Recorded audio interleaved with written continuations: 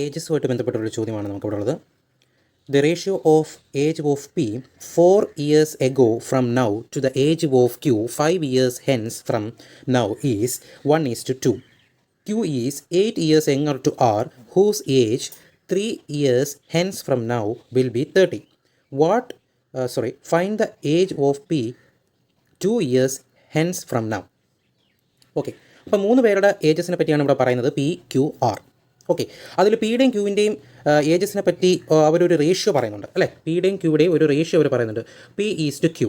ഏതാണത്? 1:2. ഈ 1:2 എന്ന് പറയുന്നത് പ്രസൻറ്റ് റേഷ്യോ ആണോ? അല്ല, പ്രസൻറ്റ് റേഷ്യോ അല്ല 1:2 എന്ന് പറയുന്നത്. അപ്പോൾ ഈ റേഷ്യോയെ മാറ്റി ഞാൻ എന്തോന്നു കെ 2K എന്ന് വിളിക്കുന്നു. റേഷ്യോ മാറ്റി ഞാൻ കെ എന്നും 2K എന്നും വിളിക്കുന്നു. ഇവിടെ നമ്മൾ നോക്കിയാൽ ഈ കെയും 2Kയും present ages of P and Q അല്ല. പകരം എന്താണ്?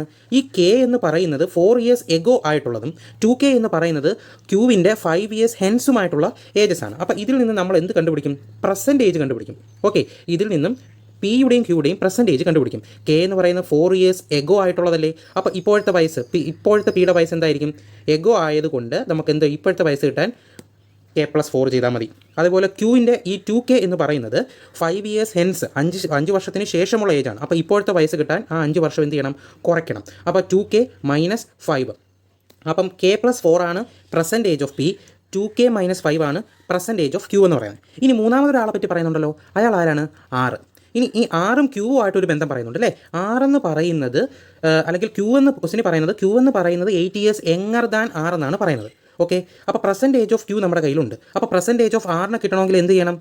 ഈ പ്രസൻറ്റ് ഏജ് ഓഫ് ക്യൂവിൻ്റെ കൂടെ 8 വയസ്സ് കൂട്ടിയാൽ പോരെ. അപ്പോൾ 2K - 5ൻ്റെ കൂടെ ആരെ കൂട്ടുന്നു? 8 വയസ്സും കൂടെ കൂട്ടുമ്പോൾ പ്രസൻറ്റ് ഏജ് ഓഫ് ആരെ കിട്ടുന്നു?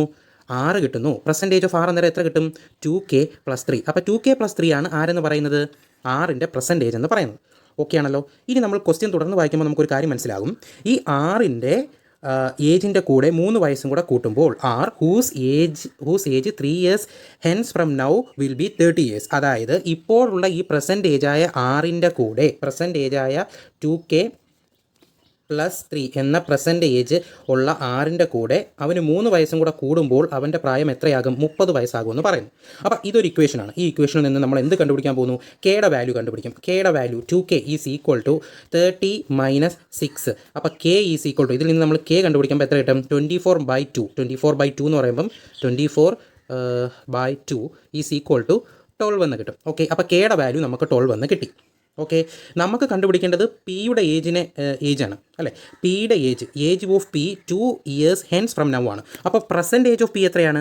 K+4 നമ്മൾ നേരത്തെ കണ്ടുപിടിച്ച് വെച്ചിട്ടുണ്ട്. അപ്പോൾ ഇതിൽ നിന്ന് പ്രസൻറ്റ് ഏജ് ആദ്യം കണ്ടുപിടിക്കാം. പ്രസൻറ്റ് ഏജ് കെയുടെ വാല്യൂ 12 ആണ്. 12 + 4 = എത്ര കിട്ടുന്നു? 16. ഈ പ്രസൻറ്റ് ഏജ് ആണോ ചോദിച്ചിരിക്കുന്നത്? അല്ല, 2 years ഹെൻസ് ഫ്രം നൗ, അതായത് 2 വർഷത്തിന് ശേഷം ഉള്ള പിയുടെ വയസ്സ്. ഇപ്പോഴത്തെ വയസ്സ് 16. അപ്പോൾ 2 വർഷത്തിന് ശേഷം 16 + 2 = 18 വയസ്സാണ് നമ്മുടെ ചോദ്യത്തിൻ്റെ ഉത്തരം. ഓക്കെ.